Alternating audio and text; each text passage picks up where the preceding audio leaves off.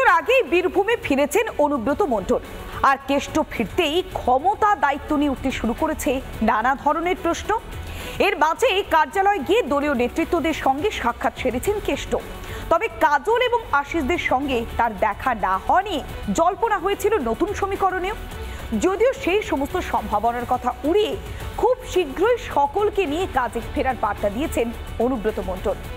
এবার যেন তার গলা বেশ খানিকটা শান্ত, একে নরম কর্মফলের সুর। সবাই গোটা বীরভূম জেলার মানুষ যে যেখানে আছে, এমএলএ, লিডার, সভাধিপতি, সবাই একসঙ্গে মিলে কাজ করে। প্রায় 2 বছর জেলবন্দি কেষ্ট ফিরতে বীরভূমে যেন রং বদল ঘটে। বোলপুরের তৃণমূল দলীয় কার্যালয় থেকে সরিয়ে ফেলা হয় 5 সদস্যের কোর কমিটির ছবি ও ব্যানার, যা ঘিরে দানা বেঁধেছিল একাধিক প্রশ্ন। পাশাপাশি আশিস বন্দ্যোপাধ্যায়, কাজল শেখের সঙ্গে অনুব্রত সাক্ষাৎ না হওয়ানিও জন্ম দিয়েছে নতুন জল্পনা। তখনই অনুব্রতর গলায় শোনা গেল সকলকে নিয়ে কাজের বার্তা। এমএলএ, লিডার, সভাধিপতি, সবাই একসঙ্গে মিলে কাজ করে আর মানুষের পাশে থাকবে। কালী পুজোর পর র্যালির পর ব্লকে ব্লকে যাবো, মিটিং করবো। তবে জেল মুক্তির পর প্রথম সাংবাদিক বৈঠকে কেষ্টকে দেখা গেল না চেনা মেজাজে। উধাও সেই খেলা হবে চড়াম চড়াম গুড় বাতাসার স্বর। কর্ম নিয়ে তার গলায় যেন আক্ষেপের সুর। সাধারণ মানুষ, ভূতের মানুষ, আর কেউ যেন অশান্তি না, সবাই যেন ভালো থাকে, সবাইকে নিয়ে যেন চলে। মেয়ে আমার সন্তান, তাকে 16 মাস জেল কাটানো হয়েছে। ঈশ্বর, আমি এমন কিছু অন্যায় করেছিলাম ঈশ্বরের কাছে, তার পাপ শাস্তি পেয়েছি। এরই মাঝে বীরভূমে উত্তাপ বাড়াচ্ছে কাজল শেখের ইঙ্গিতপূর্ণ মন্তব্য। আমি পঞ্চায়েত প্রার্থন দেখতে আসিনি, আমি নদীর বাড়িগুলো প্রার্থিত আসিনি। নিজের জায়গা জোর করে দখল করতে আসিনি, আমি যে মানুষের জায়গা জোর করে দখল করেছে সেগুলোকে ফিরিয়ে দেওয়ার জন্য এসেছি। এটাই আমাকে শিখেছেন। কেন এভাবে ফোঁস করে উঠলেন কাজল শেখ? তবে অনুব্রত যে তার লক্ষ্য নয় তাও স্পষ্ট করে দিয়েছেন বীরভূম জেলা পরিষদের সভাধিপতি।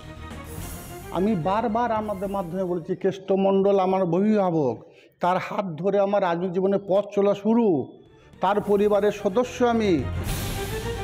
কেষ্টর প্রত্যাবর্তনের পর বীরভূমে রাজনীতির ময়দান কি রং পায় সেটাই এখন দেখার। বীরভূম থেকে মনোরঞ্জন চ্যাটার্জি রিপোর্ট, রিপাবলিক বাংলা।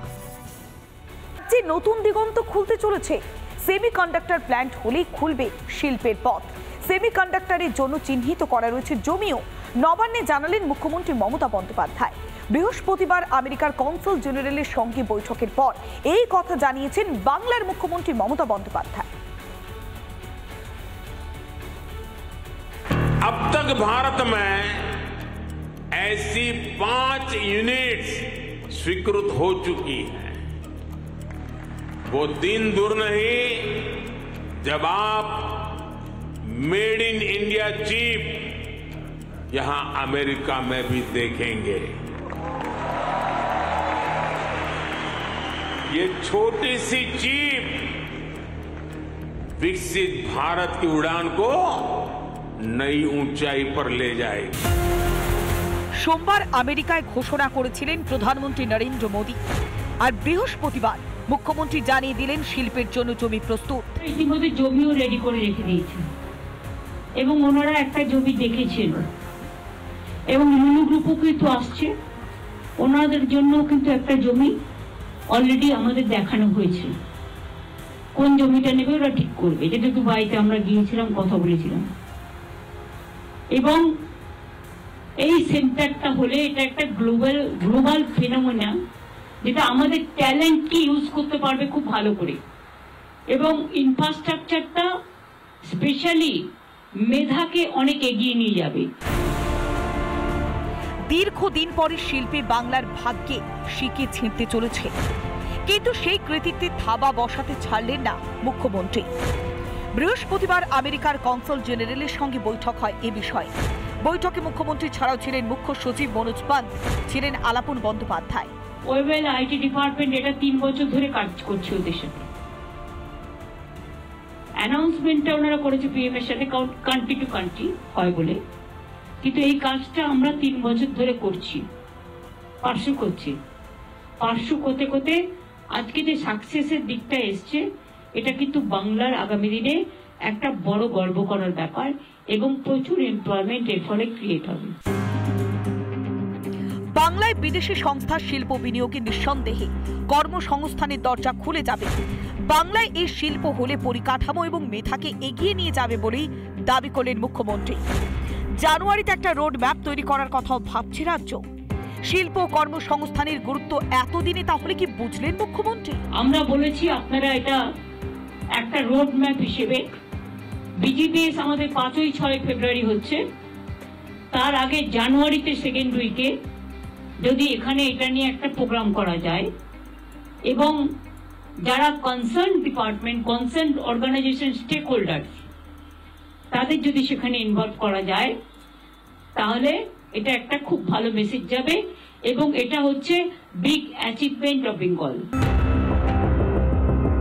বাংলায় 6টি শিল্প করিডোর হচ্ছে বলেও জানিয়েছেন মুখ্যমন্ত্রী। 2টো পাওয়ার প্ল্যান্ট করছে রাজ্য সরকার। 5 লক্ষ চাকরি ইতিমধ্যেই হয়েছে, আরো 2.5 লক্ষ হবে বলেও জানিয়েছেন মমতা। বছর বছর শিল্প বঙ্গ বাণিজ্য সম্মেলন করছে রাজ্য সরকার। এত বছর ধরে অবশ্য নেট ফল জিরো।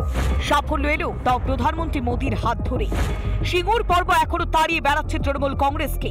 তাই কি এবার অনেক বেশি সাবধানী মমতা বন্দ্যোপাধ্যায়? রিপাবলিক বাংলা।